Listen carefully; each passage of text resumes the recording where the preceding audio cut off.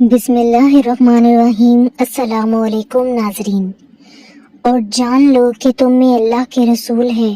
بہت معاملوں میں اگر یہ تمہاری خوشی کرے تو تم ضرور مشقت میں پڑو، لیکن اللہ نے تمہیں ایمان پیارا کر دیا ہے اور اسے تمہارے دلوں میں آراستہ کر دیا، اور کفر اور حکم عدولی اور نافرمانی تمہیں ناگوار کر دی۔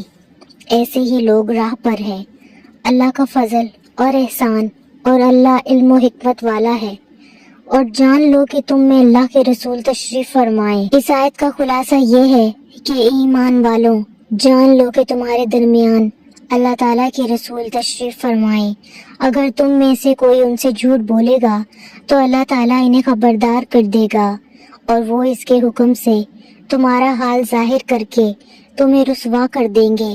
لہٰذا تم ان سے کوئی باطل بات نہ کہو، اور یاد رکھو کہ اگر تمہارے بتائے ہوئے بہت سے معاملات میں وہ تمہاری بات ہی مانے اور تمہاری رائے کے مطابق حکم دے دیں تو اس کا نتیجہ یہ ہوگا کہ تم ضرور مشقت میں پڑ جاؤ گے، لیکن اللہ تعالیٰ نے تم پر رحم کرتے ہوئے انہیں اس سے بچا لیا اور تمہارے دل میں ایمان کی محبت ڈال دی، اور اسے تمہارے دلوں میں آراستہ کر دیا ہے، جس کی برکت سے تم رسول کریم صلی اللہ علیہ وآلہ وسلم کی حکم عدولی نہیں کرتے، اور کفر، حکم عدولی اور نافرمانی تمہیں ناگوار کر دی ہے، جس کے باعث تم نافرمانی سے متنفر ہو۔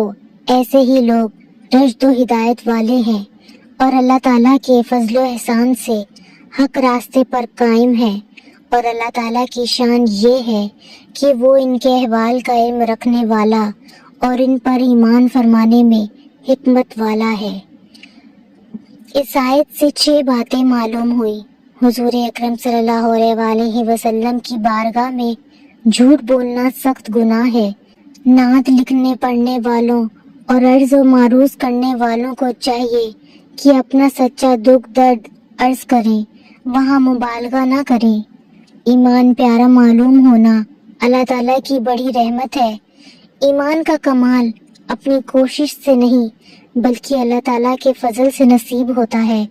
گناہ نہ کرنا بھی کمال ہے، لیکن گناہ سے دل میں نفرت پیدا ہو جانا بڑا کمال ہے، کیونکہ یہ نفرت گناہوں سے مستقل طور پر بچا لیتی ہے۔ تمام صحابہ کرام رضی اللہ تعالیٰ عنہ کفر و فسق اور گناہ سے دلی بیزار ہیں۔ ان کے دلوں میں ایمان، تقویٰ اور رشد و ہدایت ایسی رچ گئی ہے جیسے گلاب کے پھول میں رنگ و بو۔ اللہ ہمیں جھوٹ بولنے سے بچائے اور پوری زندگی سچ بولنے کی توفیق، اور دنیا اور آخرت میں سچوں کا ساتھ عطا فرمائے۔ آمین ثم آمین۔